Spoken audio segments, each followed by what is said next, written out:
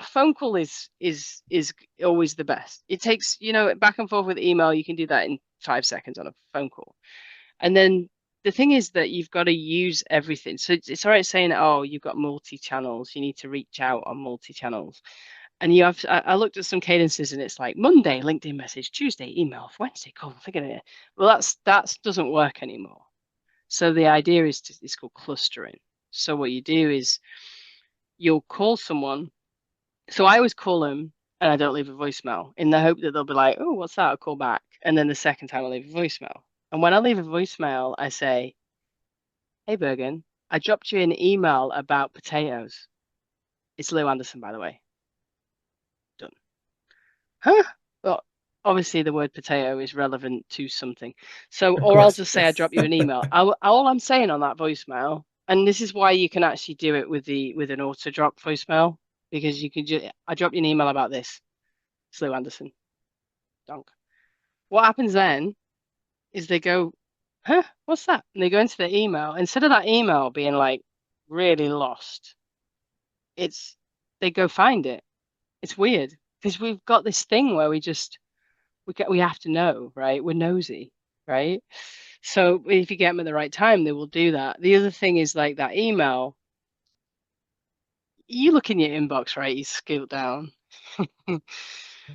Congratulations on your role. The sales titles, you go tick, tick, tick, mark as read.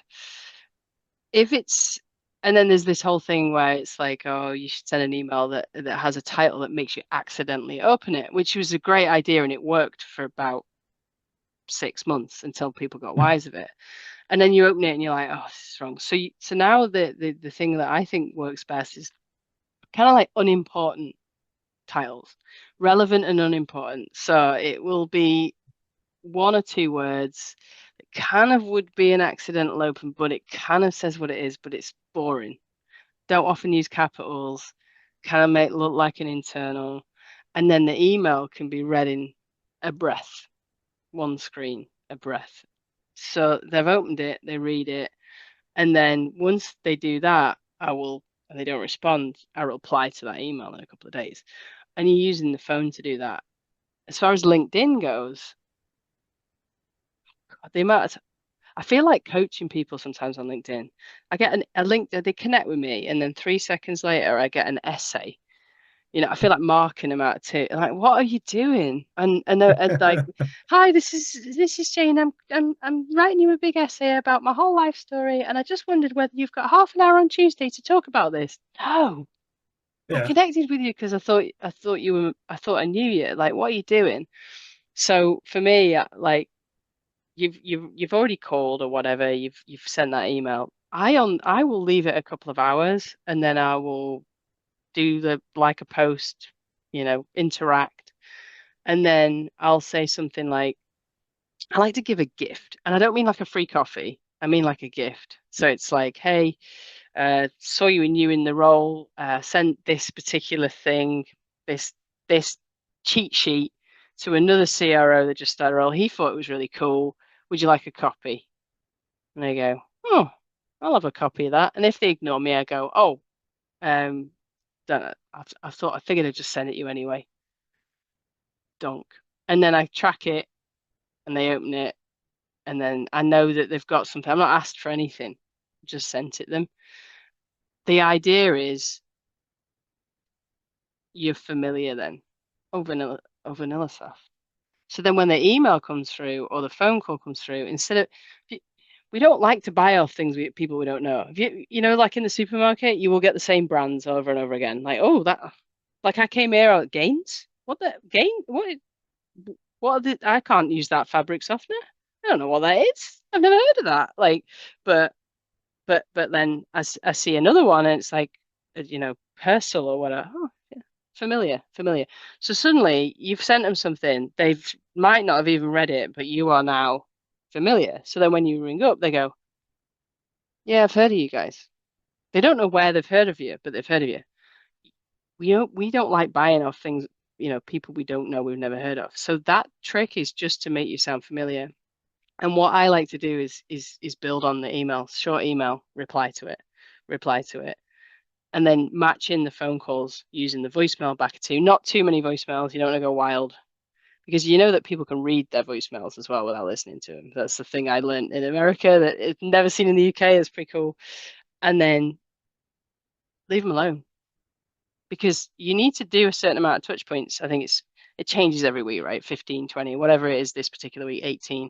But if you do 18 too quickly, they're going to you like cut you out. So you do a load of things on a pain. Let's talk about this pain, pain, pain, pain, pain, pain, pain, pain, and then step back for like 3 weeks, and then assume that that pain might be wrong, and then go again on a different pain. Same structure. Same thing happens again. Have you had a VanillaSoft? Do they sell ice cream? I don't know. So, like this whole like psychological thing, what I find is in the second round, I'm more likely to get people on board because I'm familiar. Um, so that is the biggest tip. Use your clustering together, and there's examples everywhere of the best way to do it, but it's usually start heavy and then back off. I don't do a breakup email. Like seriously, it's so like like I I hate just those. I say, oh, I guess we're not going to be friends. Like I tried really hard. You just want to go, Well, I think people like forget about that is that might be the first time I've actually looked at your email. I did some testing once. This was my most replied to read successful email ever.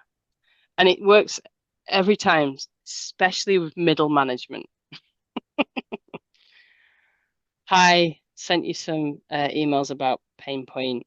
Um, I just wondered, are you the right person to speak to about this, or is there someone else that deals with this? Are you the person?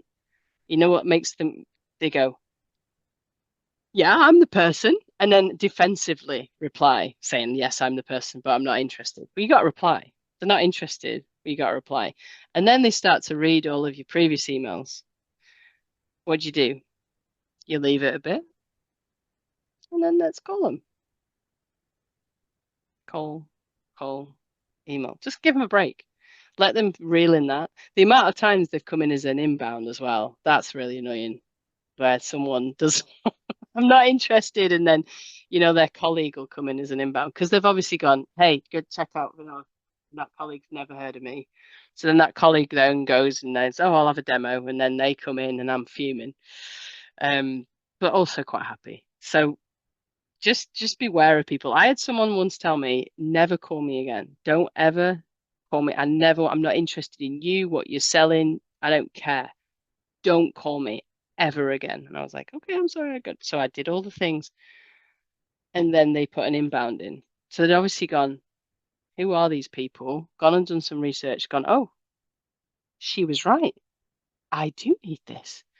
I'm going to put in a demo request. And guess then I rang him up and I was like, hey, I know you said don't call me, but you kind of just asked for me to call you. So, and he apologized. And then it was one of our biggest deals. So also, when someone says don't call you, obviously don't call them because but don't assume that they're not interested and maybe call someone else.